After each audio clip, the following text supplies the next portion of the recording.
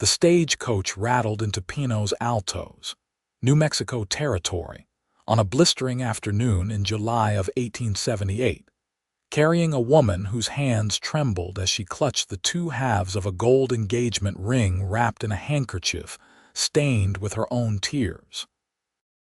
Sophia Martin stepped down from the dusty coach onto the packed earth of the main street, her traveling dress wrinkled beyond recognition, her dark blonde hair escaping its pins in wisps that stuck to her damp neck. She had left Philadelphia 3 weeks ago with hope burning in her chest and a ring on her finger.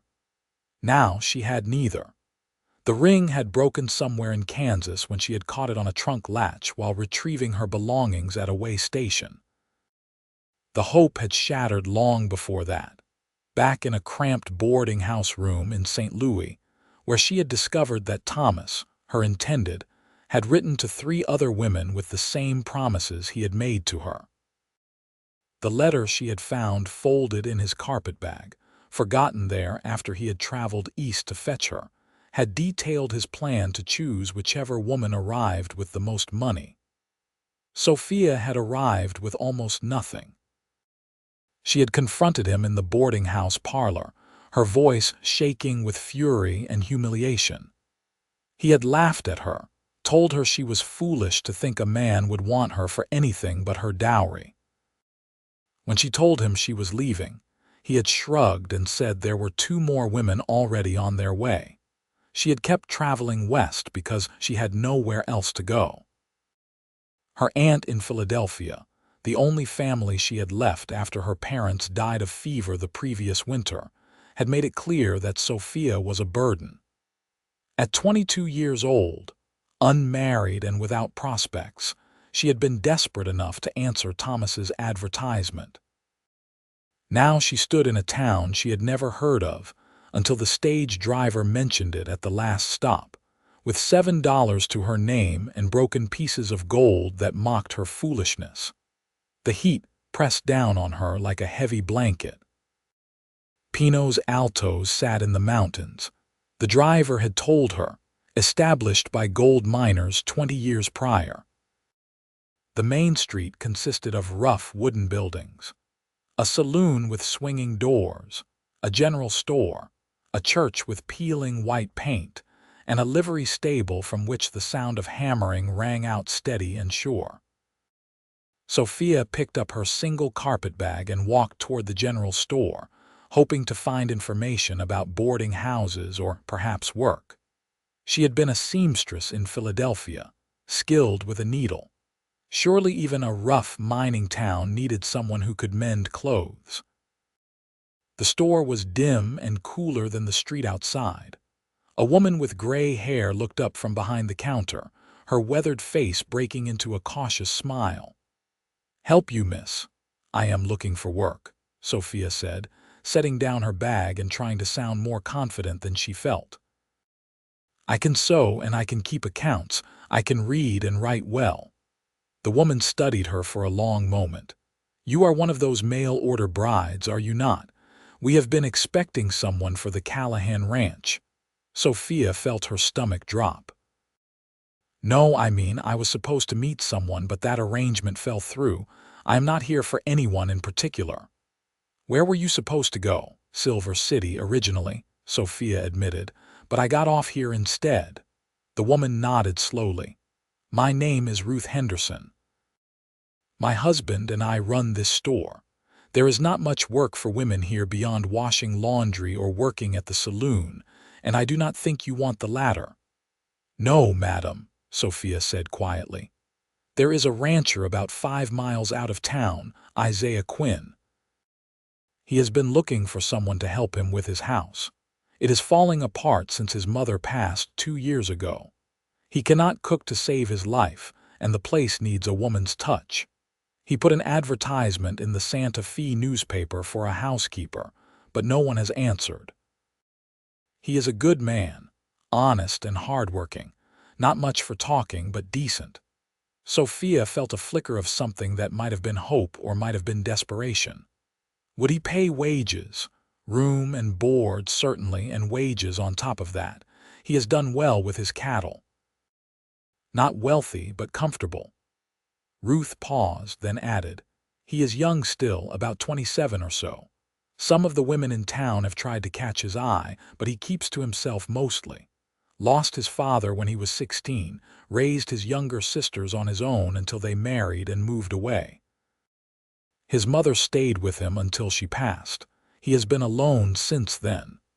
"Could you tell me how to reach his ranch?" Ruth smiled more warmly now. "I can do better than that. He comes to town every Saturday for supplies. That is today. He should be here within the hour." Sophia felt her throat tighten with gratitude. "Thank you, Mrs. Henderson. You are very kind. Sit yourself down over there," Ruth said, gesturing to a chair near the window. "I will fetch you some water. You look done in." Sophia sat and accepted the tin cup of cool water with shaking hands. She drank deeply, then set the cup in her lap and stared out the dusty window at the street. She could see the livery stable from here, could still hear the rhythmic hammering. Time passed slowly. She watched miners walk past, their faces dark with dirt, their boots heavy with mud despite the summer heat. A woman in a faded calico dress carried a basket of laundry. Two men argued outside the saloon about a poker game. The town felt raw and unfinished, like a place holding its breath, waiting to see if it would grow into something permanent or blow away like dust. The hammering from the livery stopped. Sophia heard voices, then the sound of a horse being let out. She sat up straighter, suddenly nervous. A man rode past the window on a paint horse, and Ruth called out, "That is him. Isaiah Quinn." Sophia stood quickly and moved to the door, Ruth following behind her. Outside, the man was dismounting, tying his horse to the post in front of the store.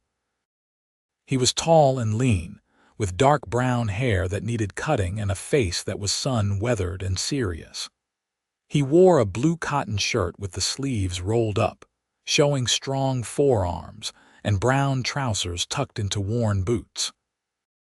When he turned toward the store, Sophia saw that his eyes were a startling light gray, unusual and striking in his tanned face.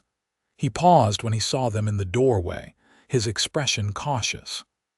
"Isaiah," Ruth said warmly, "this young lady is looking for work. I thought of you immediately."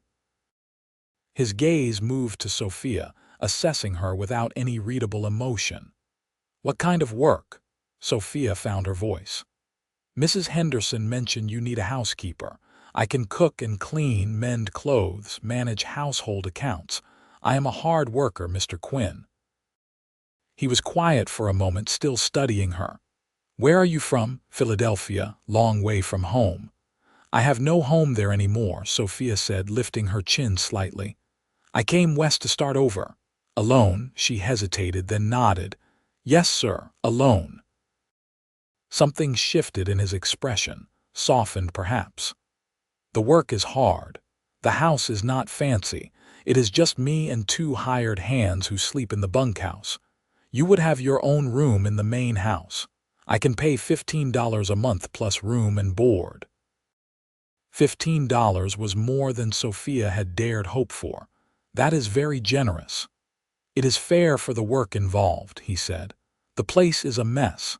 I can handle cattle and horses, but I am useless with domestic matters.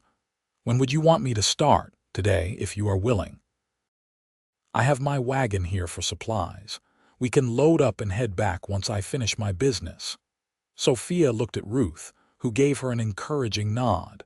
Then she looked back at Isaiah Quinn, at his serious gray eyes and the calluses she could see on his hands, and made her decision. "I am willing." He nodded once, a short, decisive movement. "Good. I need to get my supplies and speak with Henderson about my account. That should take about 30 minutes. Can you be ready by then?" "I am ready now," Sophia said, gesturing to her single carpet bag sitting just inside the door. For the first time, his expression changed into something that might have been surprise or perhaps respect. "Travel light, do you?" "I travel with what I have, Mr. Quinn." He studied her for another moment, then nodded again.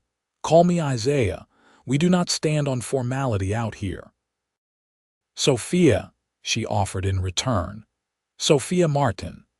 He touched the brim of his hat in acknowledgement, then walked past her into the store. Sophia heard him greeting Ruth's husband, heard the low rumble of their voices as they discussed supplies. She stood in the shade of the overhang, her carpetbag at her feet, and tried to calm her racing heart. This was not what she had planned. She had expected to arrive as a bride, to start a new life with a husband who had courted her through letters. Instead, she was arriving as a servant, an employee, alone and uncertain. But at least Isaiah Quinn seemed honest. At least he had not looked at her with the calculating coldness that Thomas had shown. There was something solid about him, something that made her think Ruth Henderson had been right to call him decent. The handkerchief with the broken ring pieces was still in her pocket. She touched it through the fabric of her dress, feeling the hard shapes of the gold. She should have thrown it away, should have left it behind in Silver City or tossed it from the stagecoach window. But some stubborn part of her had kept it, though she could not have said why. Isaiah emerged from the store carrying a sack of flour over one shoulder. He loaded it into the wagon bed, then went back for more supplies. Sophia watched him work, efficient and economical in his movements. He did not waste energy or time. When everything was loaded, he came to where she stood and picked up her carpetbag without asking, placing it carefully in the wagon. "Ready?" he asked. "Yes," Sophia said, and let him help her up onto the wagon seat. The ride out of town took them through rolling hills covered with pine trees, which explained the town's name. The air was cleaner here than in Philadelphia, sharp with the scent of juniper and pine. The sun was beginning its descent toward the western horizon, painting the sky in shades of gold and pink. Isaiah drove with easy competence, the reins loose in his hands. He did not speak, and Sophia did not try to force conversation. The silence between them was not uncomfortable, merely careful, the silence of two strangers taking each other's measure. After about 20 minutes, he said, "The house belonged to my parents. They built it when they first came to New Mexico Territory back in '62. My father died in '74, trampled by a bull. My mother followed him 2 years ago, just gave up living, I think. She missed him too much." "I am sorry," Sophia said quietly. He glanced at her briefly. "You said you have no home in Philadelphia. What happened?" She had not expected him to ask, had not prepared an answer, but there was something about his directness that demanded honesty in return. "My parents died last winter. Fever took them both within days of each other. I had been living with my aunt, but she made it clear I was not welcome to stay permanently. I answered an advertisement for a mail-order bride. What happened to him? He was not what he claimed to be," Sophia said carefully. "I discovered he was dishonest, so I left." Isaiah was quiet for a moment. "That took courage. It took desperation," Sophia corrected. "I had nowhere else to go and no way to return." "Still," he said, and left it at that. They rode in silence for another few minutes, then he pointed ahead. "There, that is the Quinn Ranch." The house sat in a valley between two hills, a sturdy structure of logs and rough-cut planks with a stone chimney rising from one end. There was a barn nearby, larger than the house, and several corrals holding horses and cattle. A bunkhouse stood at a distance, smoke rising from its chimney. The whole place had an air of solid functionality, built to last and work hard. As they drew closer, Sophia could see that the house itself looked tired. The front porch sagged slightly, and one shutter hung crooked. The windows were filmed with dust, and the yard was overgrown with weeds. Isaiah seemed to sense her assessment. "I told you it needed work." "Nothing that cannot be fixed," Sophia said. He pulled the wagon up in front of the house and set the brake, then jumped down and came around to help her. His hands on her waist as he lifted her down were strong and impersonal, but Sophia felt heat rush to her cheeks anyway. She was not used to being touched, even in such a practical manner. Two men emerged from the barn, both looking curiously at Sophia. Isaiah introduced them as his hired hands, Jack and Pete, both in their 40s, weathered and quiet. They nodded respectfully to Sophia, and Jack said, "About time you got some help with the house, boss. The place is falling down around your ears." Isaiah did not rise to the teasing. "Help me unload, then you can get back to your work." The three men made quick work of bringing the supplies inside while Sophia stood in the yard, taking in her surroundings. The sun was setting now, the light turning everything golden and soft. In the distance, she could hear cattle lowing, the sound strange and lonely in the vast space. When the wagon was empty, Isaiah came to stand beside her. "I will show you the house." He led her inside, and Sophia tried not to let her dismay show. The front room was indeed a mess, with dust thick on every surface and dishes stacked haphazardly on a makeshift table. There was a stone fireplace with a heavy wooden mantel and worn furniture that had seen better days. The kitchen area was in one corner, with a cast iron stove that looked like it had not been properly cleaned in months. "Your room is through here," Isaiah said, leading her to a door off the main room. The bedroom was small but had a real bed with a rope frame and a mattress that looked reasonably clean. There was a dresser, a chair, and a window that looked out toward the hills. It was sparse but private, and Sophia felt a wave of relief. She had feared she might be sleeping in a corner of the main room. "I know it is not much," Isaiah said, standing in the doorway. "It is fine," Sophia assured him. "Better than I expected, honestly." He nodded, some of the tension leaving his shoulders. "My room is on the other side of the main room. The hired hands stay in the bunkhouse. They take their meals there usually, unless you want to cook for them too." "I can cook for everyone," Sophia said. "It is no more work to make a larger pot." "That would be good of you." "They are decent cooks, but limited in their skills." He paused, then added, "I need to see to the animals. There is food in the larder if you are hungry. Help yourself to whatever you need." He left before she could respond, his boots heavy on the wooden floor. Sophia heard the front door close, then silence. She stood in the small bedroom for a moment, letting the reality of her situation settle over her. She was alone in a house with a man she did not know, miles from town, with no money and nowhere else to go. It should have terrified her. Instead, she felt a strange sense of calm, as if she had finally stopped running and could catch her breath. Setting her carpetbag on the bed, she unpacked quickly. She did not have much, just a few changes of clothes, her sewing kit, her mother's Bible, and the handkerchief with the broken ring. She placed the Bible on the dresser, put her clothes in the drawers, and tucked the sewing kit under the bed where it would be out of the way. The handkerchief she held for a long moment, then placed it in the bottom drawer beneath her undergarments, out of sight, but not thrown away. Not yet. When she emerged from the bedroom, the house was dim with approaching evening. She found matches and lit the oil lamps, then took stock of the kitchen supplies. There was flour, dried beans, salt pork, coffee, sugar, and various canned goods. In the larder, she found eggs, butter wrapped in cheesecloth, and a sack of potatoes. Enough to make a simple meal.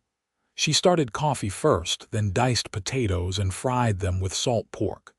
She found bread that was only slightly stale and sliced it thin, then scrambled eggs with butter. It was plain fare, but hot and filling. Isaiah came back in just as she was setting the table, his face and hands freshly washed.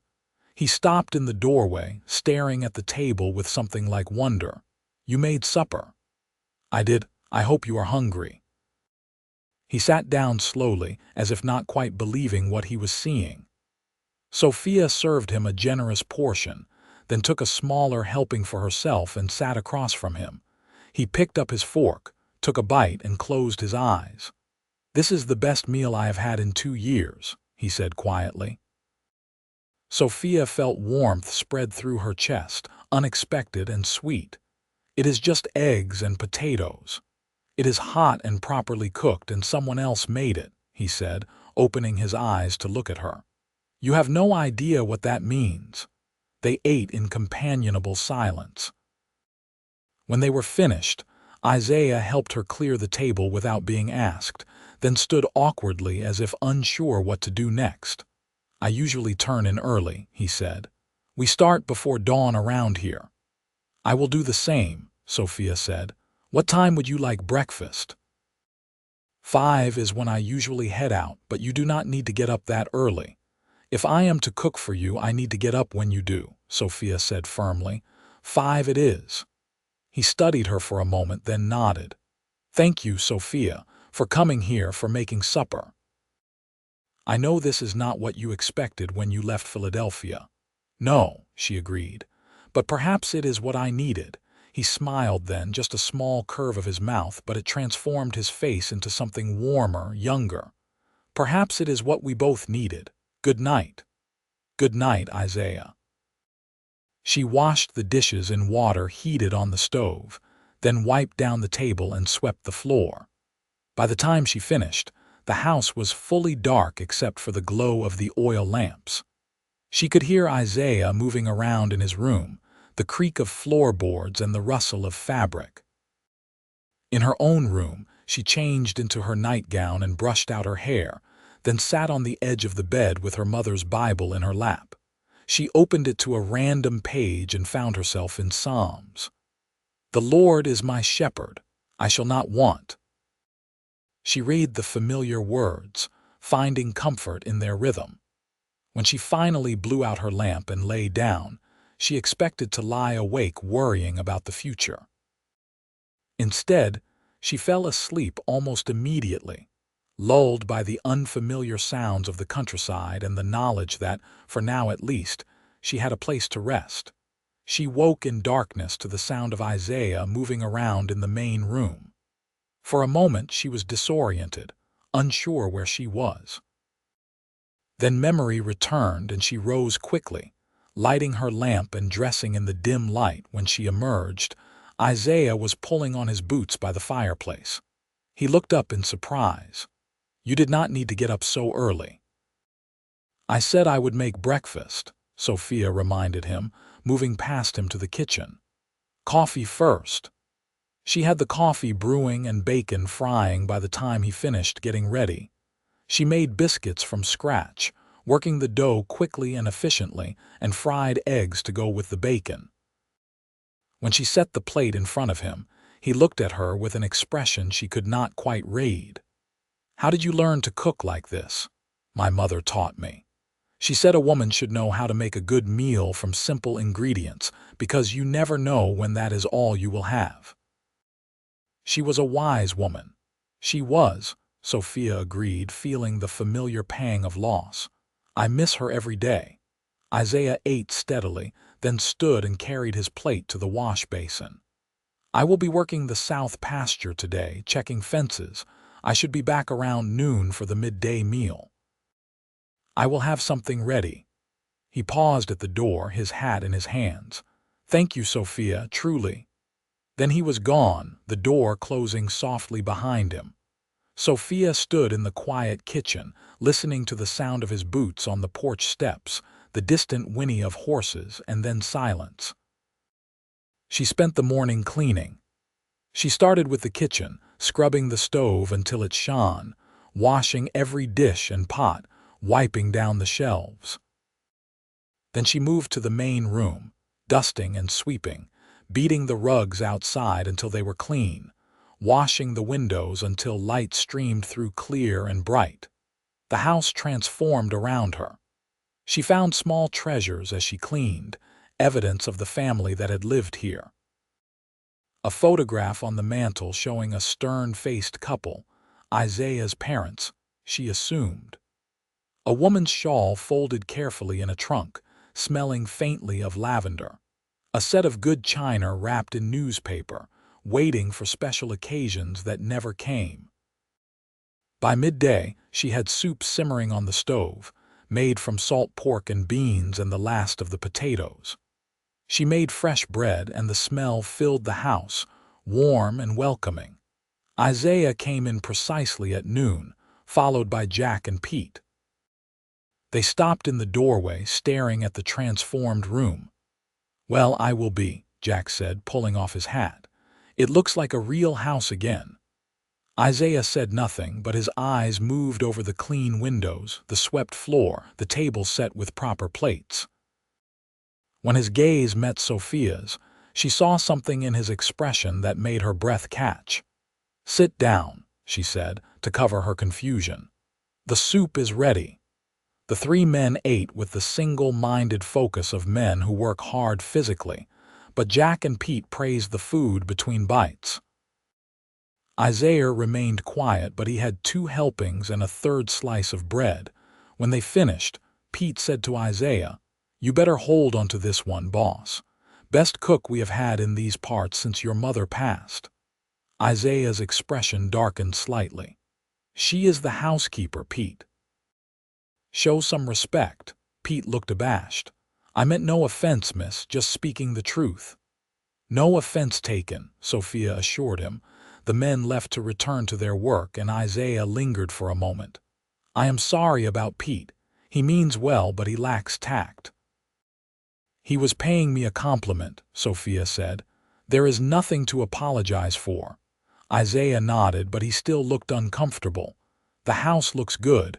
I had forgotten it could look like this." "It is a good house," Sophia said. "It just needed attention." He left then, and Sophia cleaned up from the meal, then spent the afternoon mending clothes she had found in a basket by Isaiah's door. His shirts were well made but worn, the cuffs frayed and several buttons missing. She repaired them carefully, her needle flying through the fabric with the skill of long practice. The days fell into a rhythm. Sophia rose before dawn to make breakfast, spent her mornings cleaning and organizing, made the midday meal, and spent her afternoons mending, baking, and preparing supper. Isaiah worked from dawn to dusk, coming in for meals and in the evening, always quiet but always polite. They spoke little at first, just the necessary exchanges about household matters. But gradually, as the days turned into a week and then 2 weeks, they began to talk more.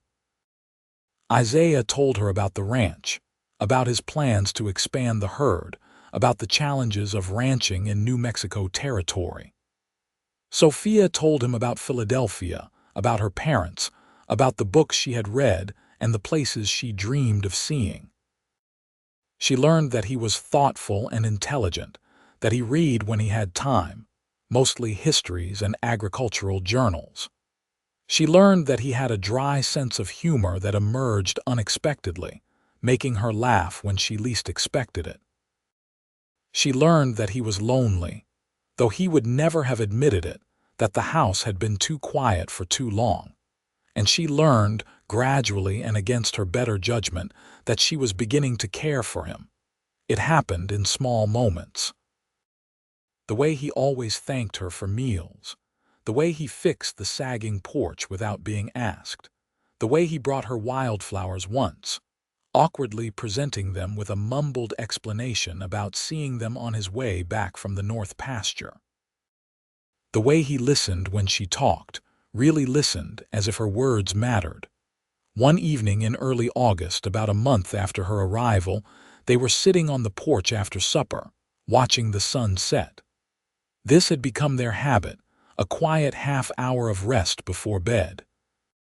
"Can I ask you something?" Isaiah said suddenly. "Of course." "What happened to your engagement ring?" Sophia felt her heart skip. She had not mentioned the ring, had not told him the full story of why she had left her intended. "What makes you think I had one?" "Ruth Henderson mentioned something about you being a mail-order bride, and sometimes when you are working, you touch your ring finger like you are checking for something that is not there anymore." Sophia looked down at her hands, realizing he was right. It was a habit she had not even noticed. "I had a ring," she admitted. "It broke on the journey here. I kept the pieces, but I should throw them away." "May I see them?" She hesitated, then stood and went to her room.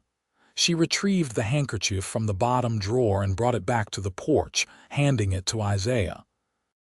He unwrapped the cloth carefully, studying the two halves of the broken ring in the fading light. "This is good gold," he said. "A shame it broke."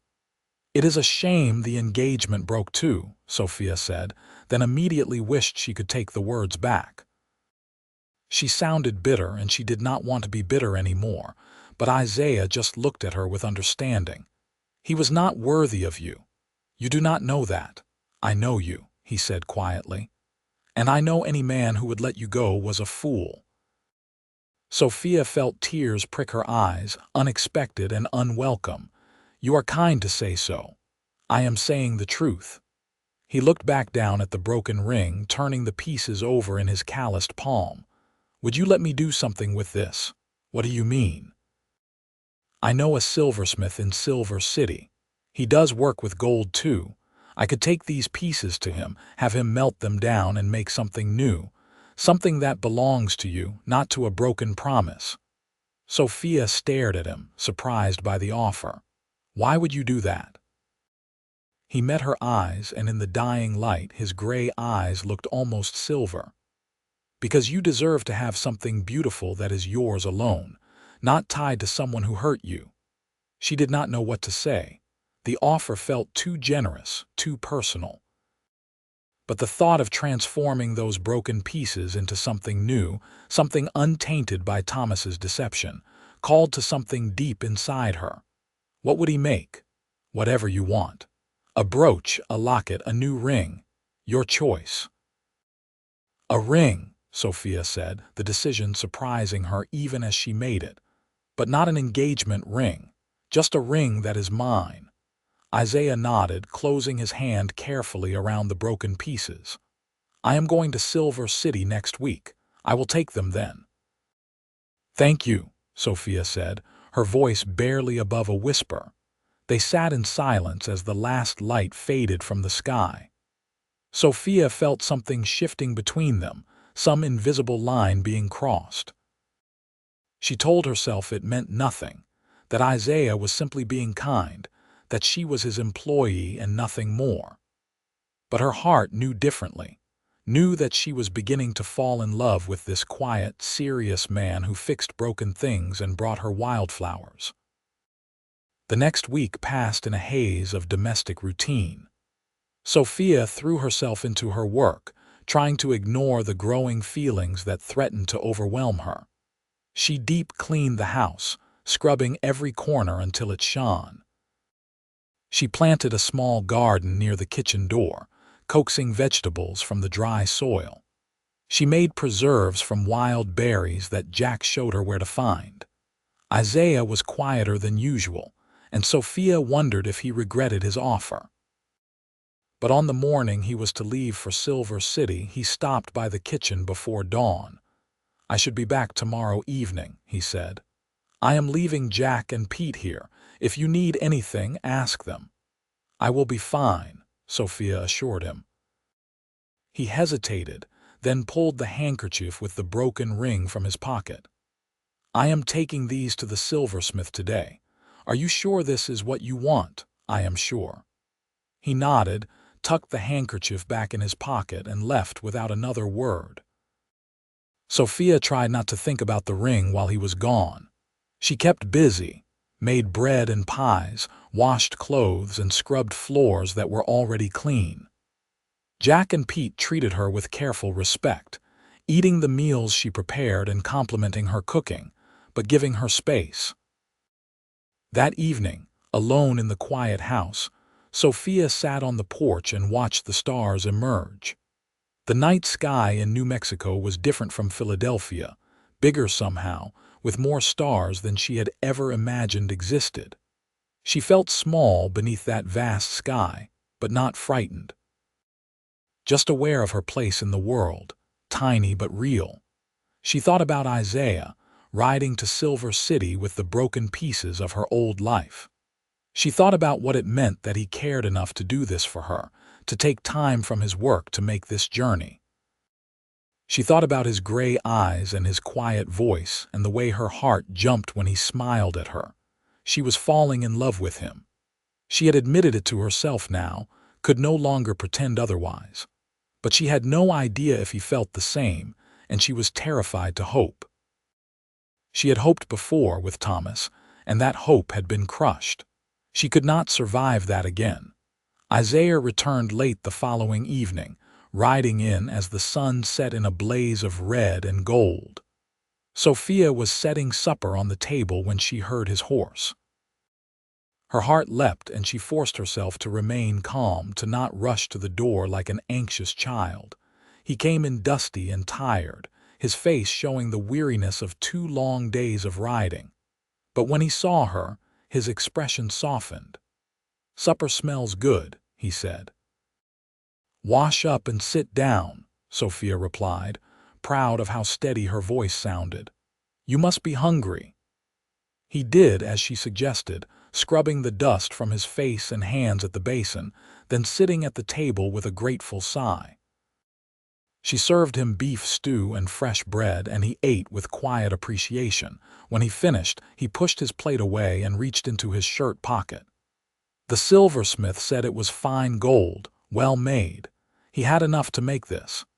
He held out his hand, and in his palm lay a ring. It was simple but beautiful, a band of gold with a delicate pattern etched around the outside. It caught the lamplight and glowed warm and alive. Sophia reached out with a trembling hand, picking up the ring carefully. It was lighter than her engagement ring had been, more delicate but somehow stronger. It felt right in her hand, felt like it belonged to her in a way the other ring never had.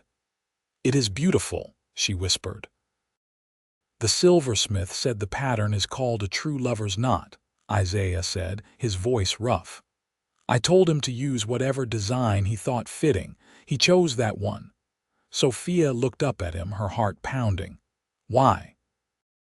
Isaiah held her gaze, and in his gray eyes she saw something that made her breath catch. "Because I wanted you to have something that represented what you deserve, Sophia. Not a broken promise, but a hope for something true." "Isaiah, I know I am just a rancher," he continued, the words coming faster now, as if he had been holding them back and could no longer contain them. "I know I cannot offer you the kind of life you could have had in Philadelphia, but I have come to care for you these past weeks, more than care for you. I look forward to coming in from the fields and finding you in the house. I look forward to our talks on the porch in the evening. I look forward to your smile when you think I am not watching." Sophia felt tears spilling down her cheeks. "I thought you saw me only as your housekeeper." "At first, yes," he admitted. "But that changed quickly. You are brave and strong and kind. You made this house a home again. You made me remember what it feels like to not be alone."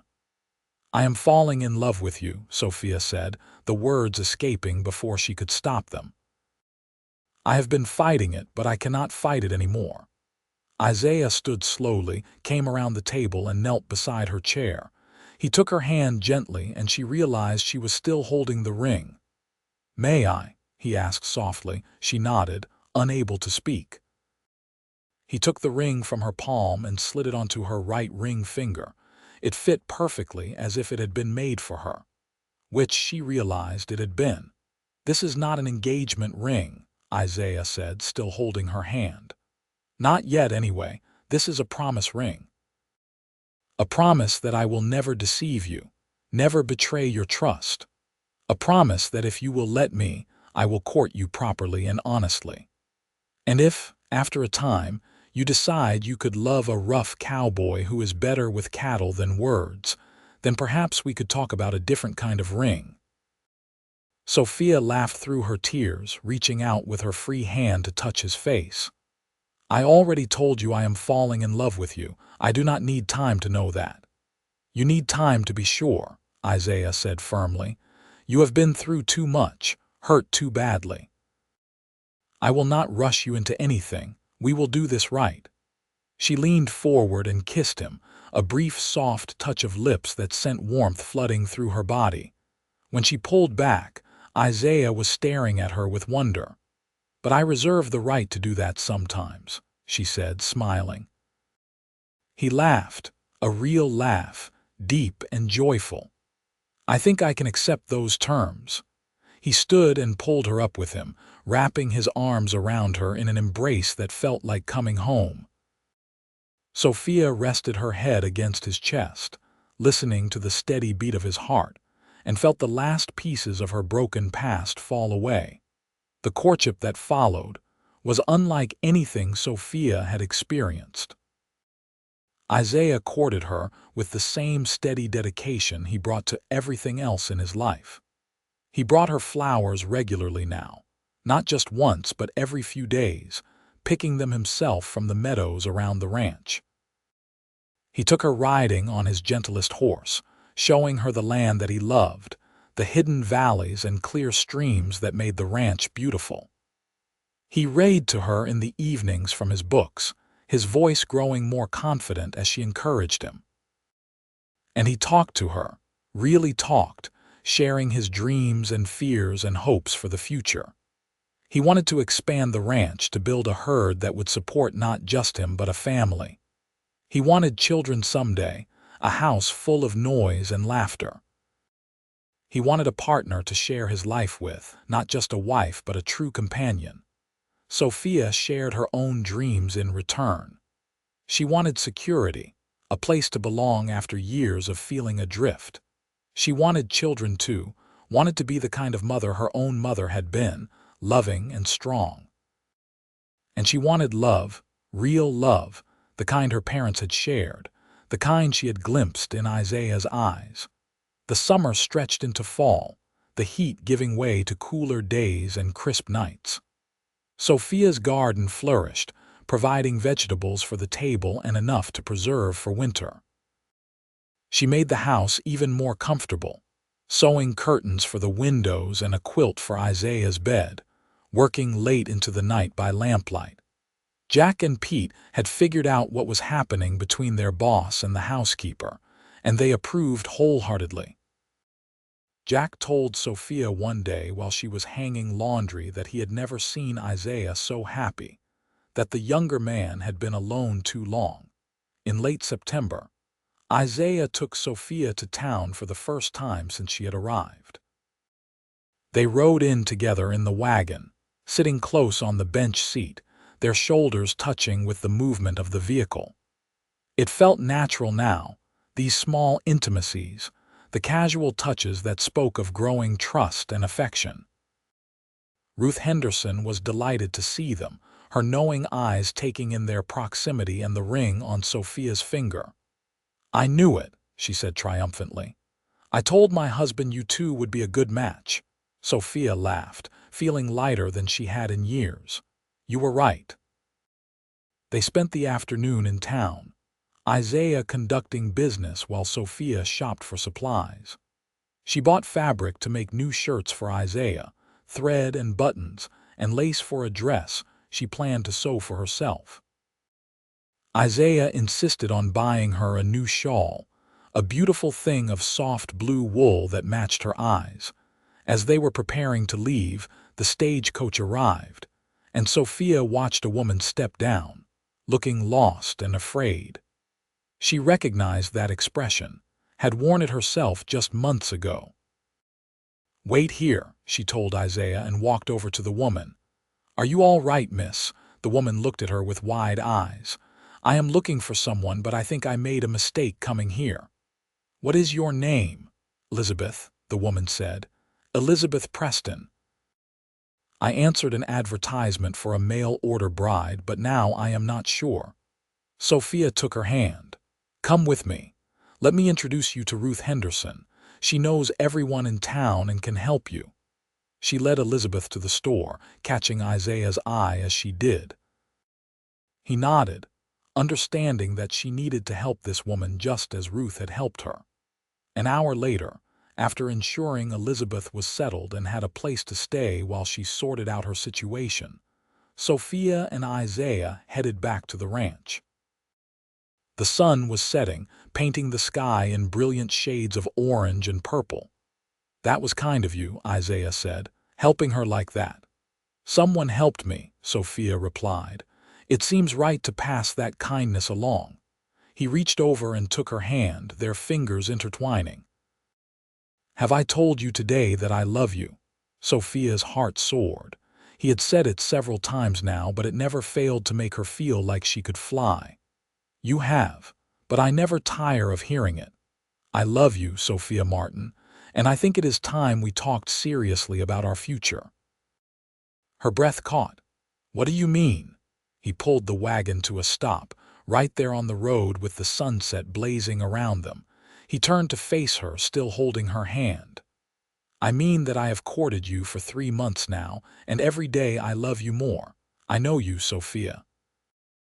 I know you are strong when you think no one is watching, gentle when you think no one needs you, and brave even when you are afraid. I know you make the best biscuits in New Mexico territory, and that you hum while you sew.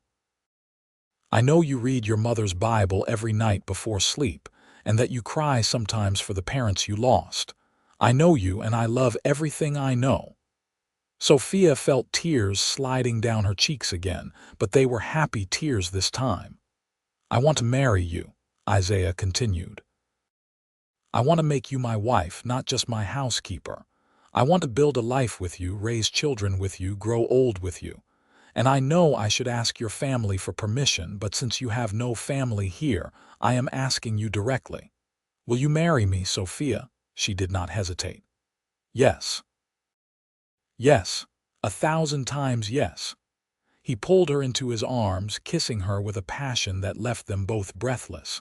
When they finally broke apart, he rested his forehead against hers. "I will get you a proper engagement ring," he promised. "The ring I had made is beautiful, but you deserve an engagement ring too." "I do not need another ring," Sophia said. "The one you gave me is perfect.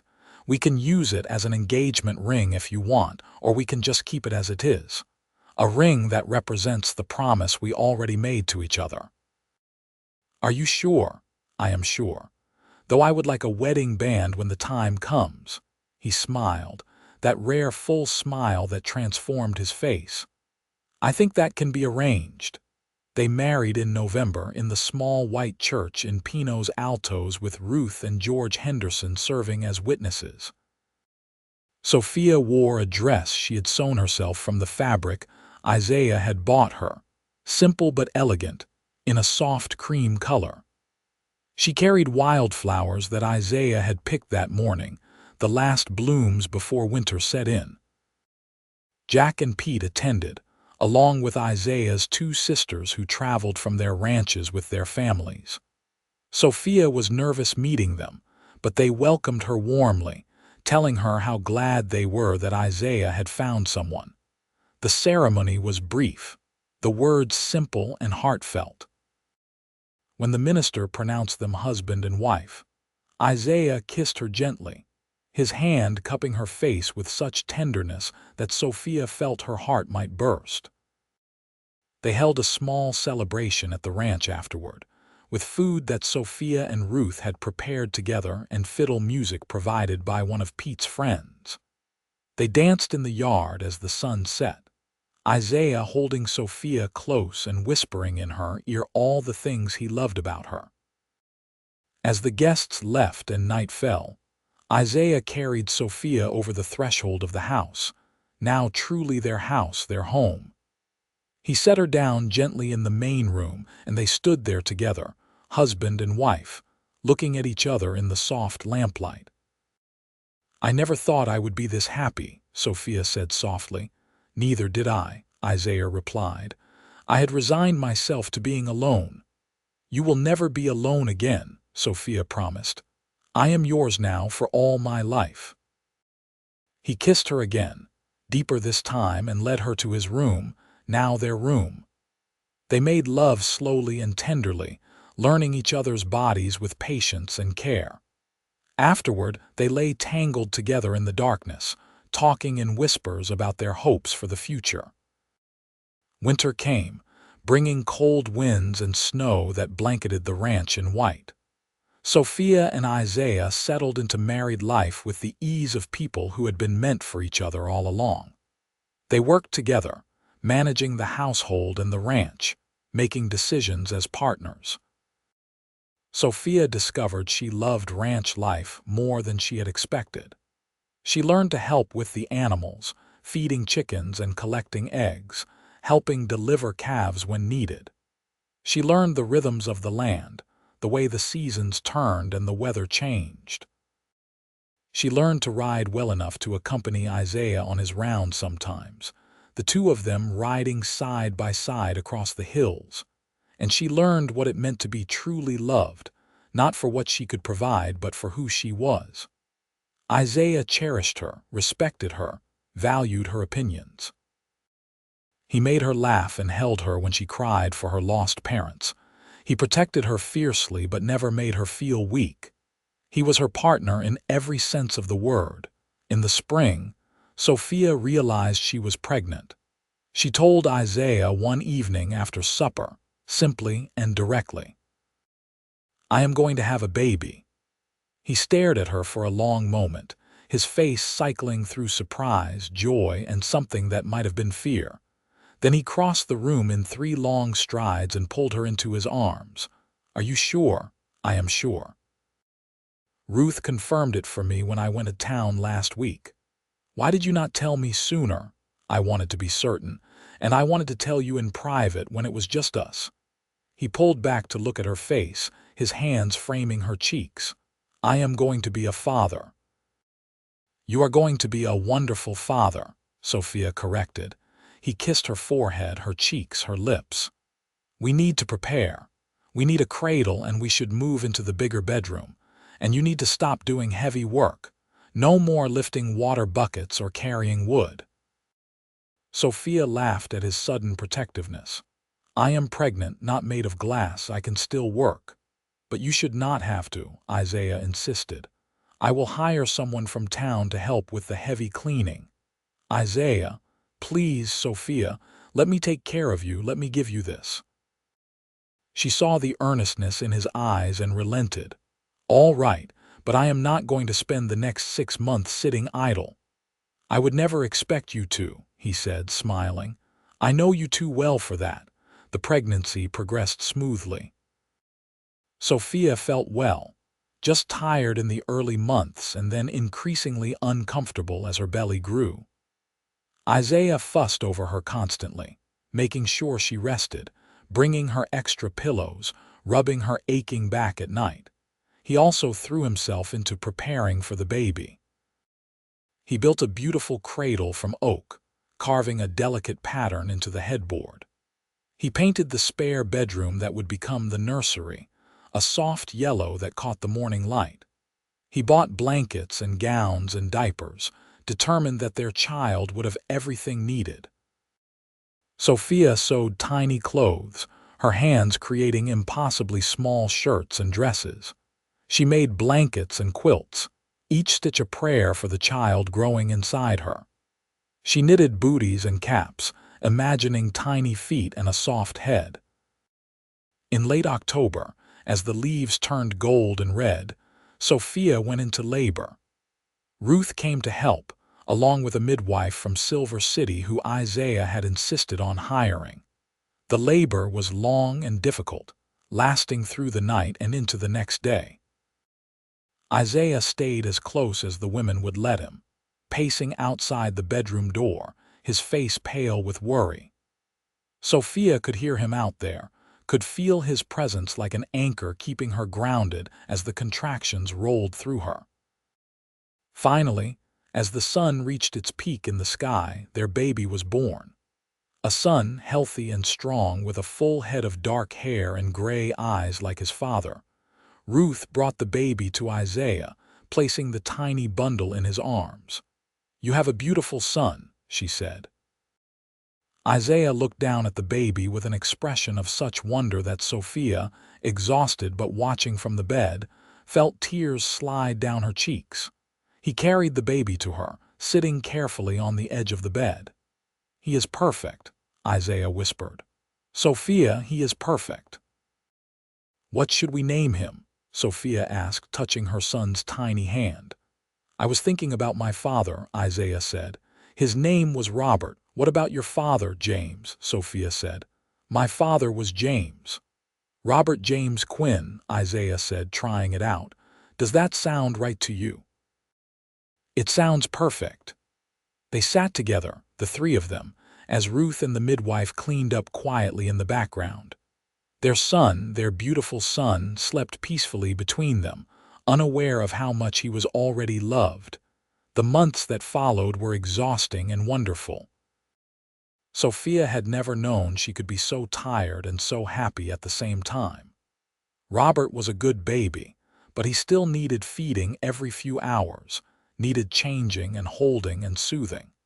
She and Isaiah took turns walking with him at night when he fussed, both of them bleary-eyed but devoted. Isaiah was an attentive father, coming in from the fields regularly to check on his wife and son. He changed diapers without complaint, walked the floor with Robert when Sophia needed rest, and sang to the baby in a surprisingly pleasant voice. Jack and Pete were smitten with the baby, both of them finding excuses to come to the house and peek at the young master, as Pete called him. Ruth visited regularly, bringing food and advice and the wisdom of a woman who had raised 5 children of her own. As Robert grew from an infant into a baby who smiled and cooed, Sophia marveled at how much her life had changed in just over a year. She had arrived in New Mexico territory alone and heartbroken, with nothing but broken pieces of a failed engagement. Now she had a husband she loved desperately, a son who filled her heart with joy, and a home that was truly hers. One evening, when Robert was 6 months old and sleeping peacefully in his cradle, Sophia and Isaiah sat on the porch as they had that first month, watching the sunset. "Do you ever regret it?" Isaiah asked suddenly. "Staying here, marrying me instead of going back east?" Sophia looked at him in surprise. "Not for a single moment. Why would you ask that?" "Because your life is hard here. You work constantly, you are tired, you are far from everything you knew. I worry sometimes that I took advantage of you when you were vulnerable." She took his hand, intertwining their fingers. "Isaiah Quinn, you saved me, not just by giving me a place to stay, but by giving me a reason to hope again. You showed me what real love looks like, what partnership means. You gave me Robert. How could I possibly regret any of that? I just want you to be happy. I am happy. Happier than I ever imagined I could be." She held up her right hand, the gold ring catching the fading light. "See this. You made this from broken pieces. You took something that represented pain and failure and transformed it into something beautiful. That is what you did for me. You took my broken heart and made it whole again." Isaiah pulled her close, kissing the top of her head. "You did the same for me, you know. I was just going through the motions before you came. Living but not really alive. You reminded me what it means to have something to live for." They sat in comfortable silence as the stars began to emerge one by one in the darkening sky. From inside the house came the soft sound of Robert stirring, and Sophia rose to go to him. "I will get him," Isaiah said, standing with her. "You rest." She watched him go inside, heard his gentle voice soothing their son. Then she looked out at the land they called home, at the mountains dark against the sky, at the first stars appearing overhead. She thought about the broken ring, melted down and reformed. She thought about second chances and new beginnings. She thought about love, real love, the kind that built and sustained and endured. And she thought about how sometimes the worst moments in life, the moments when everything falls apart, are actually the beginning of something beautiful. How broken pieces in the right hands can be transformed into something stronger than they were before. Isaiah came back out with Robert in his arms, the baby now awake and looking around with wide, curious eyes. He handed their son to Sophia, then sat beside her, his arm around her shoulders. "I love you," he said simply. "I love you too," Sophia replied, looking down at Robert then up at her husband. "Both of you more than words can say."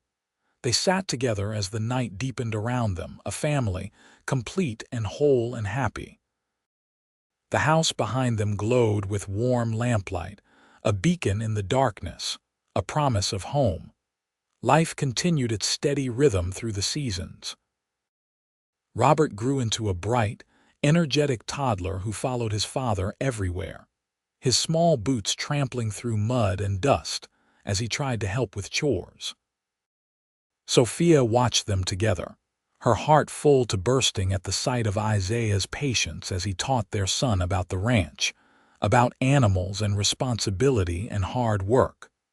When Robert was 2 years old, Sophia discovered she was pregnant again. This time, the news felt less frightening and more like a natural progression, another blessing to add to their family. Isaiah was thrilled, though he worried even more than he had the first time, insisting that Sophia rest more and do less. Their second child, a daughter, was born in the spring of Robert's 3rd year. They named her Margaret Rose after both their mothers, and she arrived quickly and easily, as if eager to join the family waiting for her. Margaret had Sophia's blonde hair and a temperament that was sweet and calm from the beginning. Robert was fascinated by his baby sister, wanting to hold her constantly and showing her his toys, though she was far too young to appreciate them. The ranch continued to prosper under Isaiah's careful management. He had expanded the herd as he had planned, and the Quinn Ranch was now known throughout the territory for quality cattle. They were not wealthy, but they were comfortable, able to provide well for their family and even put aside savings for the future. Jack and Pete had become like family, eating supper at the main house more often than not now that there were children to spoil. Pete carved toys for Robert, while Jack taught the boy to whistle and told him stories of the old days. Ruth Henderson remained a close friend, visiting regularly and serving as a kind of grandmother figure to the children. When Sophia felt overwhelmed by the demands of 2 small children and a household to run, Ruth would appear with food and helping hands, never judging, always supporting. Elizabeth Preston, the young woman Sophia had helped that day in town, had gone on to marry a shopkeeper in Silver City. She visited once with her husband, thanking Sophia again for her kindness and marveling at how well things had turned out for both of them. The years passed in a blur of small moments. Robert's first day helping his father with the cattle, coming home filthy and proud. Margaret's first steps, taken toward Isaiah as he knelt with his arms outstretched. Christmas mornings with simple gifts and the children's squeals of delight. Summer evenings with the whole family sitting on the porch, watching the sun set over the mountains. There were hard times too. A drought one year that forced them to sell part of the herd. A winter so cold that they lost several calves despite their best efforts. Times when money was tight and worry kept Sophia awake at night. But they faced everything together, Isaiah and Sophia, partners in every sense. They made decisions together, supported each other, loved each other through the hard times and the good. On their 5th wedding anniversary, Isaiah surprised Sophia with a gift. It was a small box, wrapped carefully in brown paper. Inside was a wedding band to match the ring he had made from her broken engagement ring. "I know we never got you a proper wedding band," he said as she opened it. "I had the silversmith in Silver City make this. It is designed to sit beside your other ring." Sophia looked at the band, simple and elegant, with the same true lover's knot pattern etched around it. She slipped it onto her finger beside the first ring, and they fit together perfectly, as if they had always been meant to be a pair. "It is beautiful," she whispered. "But you did not need to do this." "I wanted to," Isaiah said. "I wanted you to have something that shows the world you are married to me, that you chose me and I chose you." She kissed him, pouring all her love and gratitude into that kiss. "I would choose you again, every single day." "And I would choose you," he replied, "every day for the rest of my life." Robert came running in then, 3-year-old Margaret toddling behind him, and the moment of intimacy passed. But the feeling remained, the deep certainty that they had built something lasting, something real. When Robert was 10 and Margaret was 7, Sophia was surprised to find herself pregnant again. She had assumed her childbearing years were behind her, but apparently life had other plans. Isaiah was delighted, though concerned about Sophia's health since she was now in her mid-30s. But the pregnancy progressed smoothly, and in the spring of 1889 they welcomed another son, Daniel Thomas Quinn. He was the image of his father, with the same serious gray eyes and dark hair. Robert and Margaret adored their baby brother, both of them old enough now to be genuinely helpful. Robert would hold Daniel carefully while Sophia prepared supper, and Margaret would sing to him when he fussed. The ranch had continued to grow and prosper. Isaiah had hired 2 more hands to help Jack and Pete, who were getting older and could not handle all the work they once had. The original homestead had been expanded with additional corrals and a larger barn. They had even built a proper dining room onto the house, large enough to accommodate their growing family and the hired hands when they ate together. Sophia looked around sometimes and marveled at what they had built from almost nothing. The broken engagement ring that had seemed like such a symbol of failure had been transformed into something beautiful, just as her life had been transformed. She thought about that often, about how the worst moment of her life, standing in that boarding house in St. Louis and realizing she had been deceived, had actually been the first step toward the best thing that had ever happened to her. If Thomas had been honest, if he had truly wanted to marry her, she would never have come to Pinos Altos. She would never have met Isaiah. She would never have known this life, this love, these children. It was a strange thing to be grateful for heartbreak, but she was. Every time she looked at Isaiah, every time she watched her children playing in the yard, every time she stood in the house they had made together, she felt that gratitude wash over her. Years continued to pass. Robert grew into a young man who loved the ranch as much as his father did, working alongside Isaiah and learning everything about cattle and horses and the land. Margaret was bright and curious, with a talent for music that Sophia nurtured by teaching her the songs her own mother had taught her. Daniel was the baby, though he would have hated that title, adventurous and fearless in a way that frequently gave his parents heart attacks.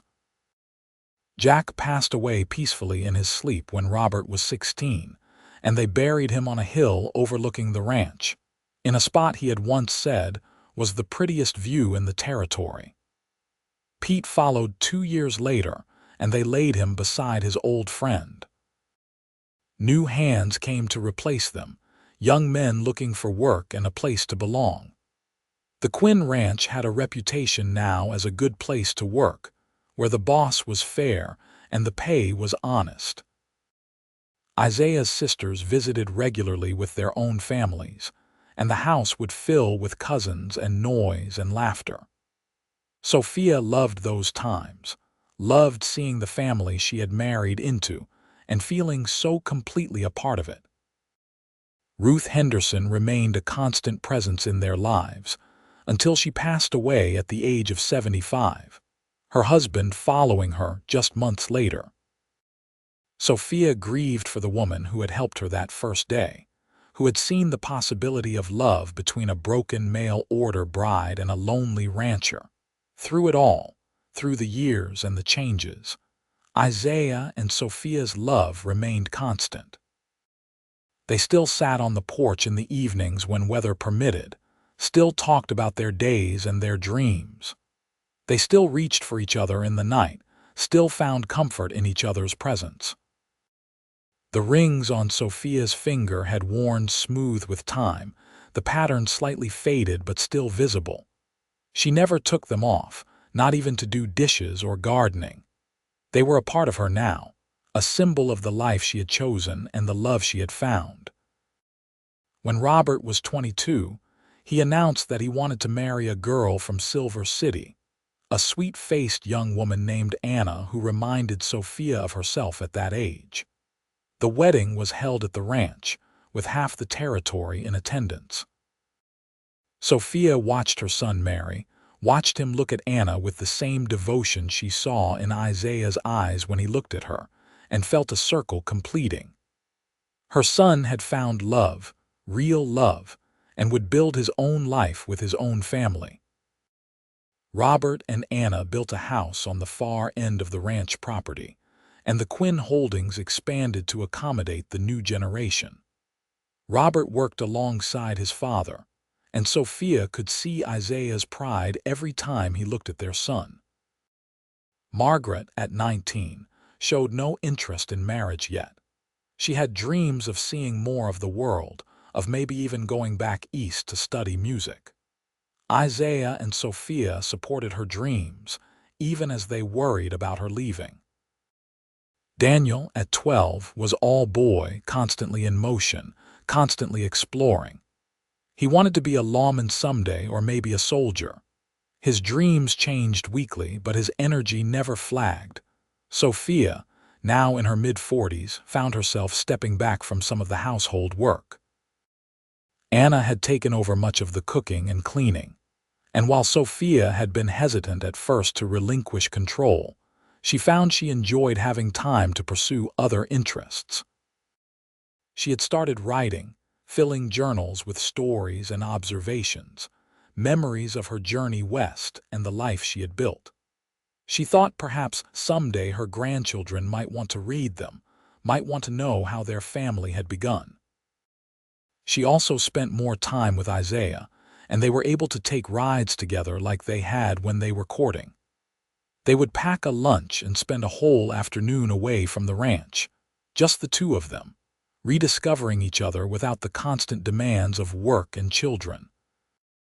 On a particularly beautiful day in the autumn of 1896, 21 years after Sophia had first arrived in New Mexico territory, she and Isaiah rode up to a high meadow they both loved. The aspens were turning gold, and the air was crisp and clean. They spread a blanket and sat looking out over the valley, eating bread and cheese and apples, talking quietly about nothing in particular. "You ever think about that first day?" Sophia asked. "When I arrived in town with nothing but a broken ring and $7. Isaiah smiled, reaching over to take her hand. "I think about it often. I think about how close I came to not going to town that day, how different my life would be if I had not met you." "I was so scared," Sophia admitted. "I was trying to be brave, but I was terrified. I had no idea what I was going to do. You were brave. You are still the bravest person I know," she laughed softly. "I do not feel brave. I just did what I had to do." "That is what bravery is," Isaiah said, "doing what needs to be done even when you are afraid." They sat in comfortable silence for a while, watching clouds drift across the sky. Then Isaiah pulled something from his pocket. "I have been carrying this around for weeks, waiting for the right moment," he said, opening his hand. In his palm lay a small gold locket, delicate and beautiful, with the same true lover's knot pattern that was on her rings. "Isaiah," Sophia breathed. "It is beautiful." "Open it," he said. She took the locket carefully and pressed the tiny clasp. Inside were two photographs, miniatures but clear. One was of her, one was of Isaiah, both taken a few years ago in Silver City. "So you carry me close to your heart," Isaiah said softly, "the way I carry you in mine." Sophia felt tears sliding down her cheeks, happy tears that she made no effort to hide. "Help me put it on." He fastened the delicate chain around her neck, his fingers gentle against her skin. Then he kissed her, soft and sweet, and she kissed him back with all the love of 21 years of marriage. "I love you," she whispered against his lips. "I will love you until the day I die and beyond." "And I love you," he replied. "You are my everything, Sophia. You always will be." They rode back to the ranch as the sun set, painting the sky in brilliant shades of orange and red. Smoke rose from the chimney of the main house, and they could see Anna and Robert in their yard, playing with their baby daughter, Isaiah and Sophia's first grandchild. Margaret was sitting on the main house porch, her guitar in her lap, playing a melody that drifted across the evening air. Daniel was probably in the barn, tending to his horse like he did every evening. Sophia looked at it all, this life they had built, this family they had created, and felt overwhelming gratitude. She touched the locket at her throat, then reached over to touch Isaiah's hand on the reins. He glanced at her and smiled, and in that smile, she saw everything. The young man who had offered her work when she had nothing. The gentle man who had taken her broken ring and made something beautiful. The passionate man who had courted her and married her. The devoted father who had raised their children with love and patience. The partner who had stood beside her through 21 years of joy and sorrow, triumph and struggle. "What are you thinking about?" he asked. "Everything," she said. "I am thinking about how lucky I am, how blessed we are." "We are blessed," he agreed. "More than I ever thought possible." They rode into the yard, and Daniel came running from the barn to take the horses. Margaret set down her guitar and came to help with the blanket and basket. Anna called out that supper was ready whenever they wanted it. But Sophia and Isaiah stood for a moment, his arm around her waist, her head on his shoulder, just looking at their home and their family. "No regrets?" Isaiah asked softly. "Not a single one," Sophia replied, and meant it with every fiber of her being. They walked into the house together, into the warmth and light and laughter, into the life they had built from broken pieces and second chances. The rings on Sophia's finger caught the lamplight as she moved, gold that had been broken and remade, stronger than before, just like her, just like them.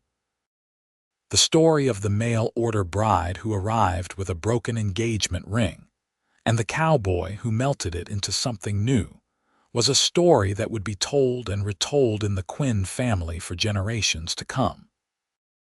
It was a story of transformation and hope, of love found in unexpected places, of second chances that turned into happily ever after.